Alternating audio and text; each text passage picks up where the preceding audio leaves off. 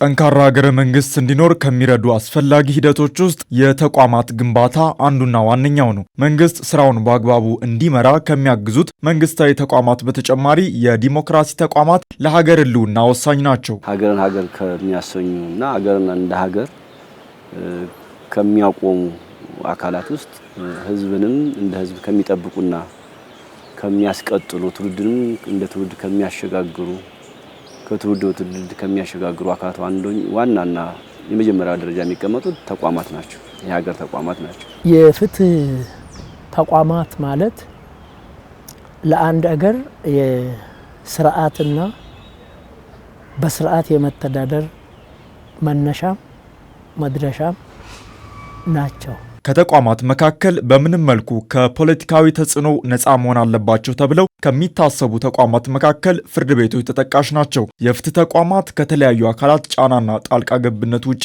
በህግና በህሊናቸው ብቻ እንዲሰሩ ማድረግ ጠንካራ ሀገረ መንግስትን የማቆም ምልክትም ተደርጎ ይወሰዳል። በህግ አግባብ ገለልተኝነቱን በህግ አስተምሮት ገለልተኝነቱን ያስመሰከረና ጠንካራ መንግስትን ቢከስ መንግስትን ቢከሰስ ድርጅትን ቢከሰስ ድርጅቶችን ቢከሰሱ መንግስት ወይም ፖለቲካ እሳቤ የማይነጣውና የማይናውጠው በር ለዚህ የማይከፍት ለቆመለት ተልእኮ ብቻ የጸናና አላማ ብቻ የጸና ተቋም አድርጎ መገንባት ኢትዮጵያ ያስፈልጋታል ብዬ አስባለሁ።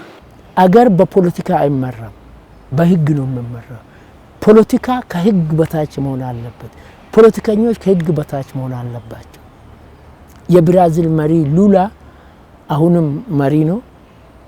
አገሪቷን ሲመራ ቆይቶ ፓርቲው ሲሸነፍና እሳቸው ሲሸነፉ ተከሶ ፍርድ ቤት ቆሞ ተፈርዶበት ወህኒ ቤት ከርሞ ከዛ ወጥቶ እንደገና ተወዳድሮ ነው። ምን ማለት ነው?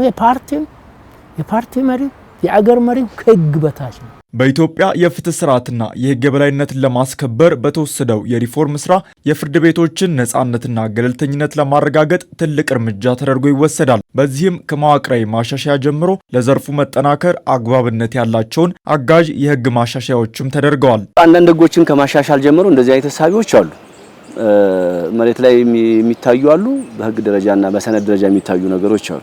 ግን አጠቃላይ ስነ ልቦናችንና አስተሳሰባችን ባህላችን በተለይ ፖለቲካ ባህላችንም የአስተዳደር ባህላችንም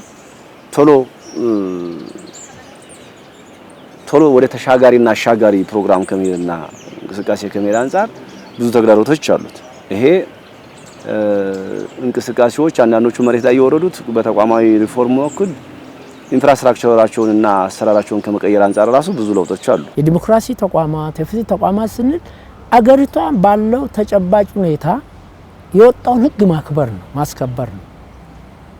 በዛ ላይ ተመስርቶ አብሶሉትሊ 100% እንከን የለሽ ነው ማለት አንችልም። ነገር ግን እጅግ በተሻሻለ ሁኔታ ሰው እንደ ሰው መመልከት የሚችል እንደ ብሔር አይደለም፣ እንደ ዘር አይደለም፣ እንደ ሃይማኖት አይደለም፣ እንደ አካባቢ አይደለም።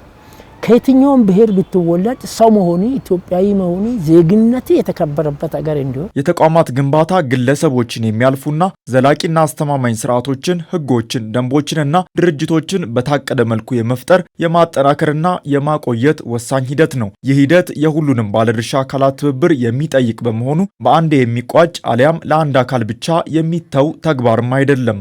የፍትህ ተቋም ተገነባ ማለት አገር ተገነባ ነው። አገር ተገንብቶ አያልቅም።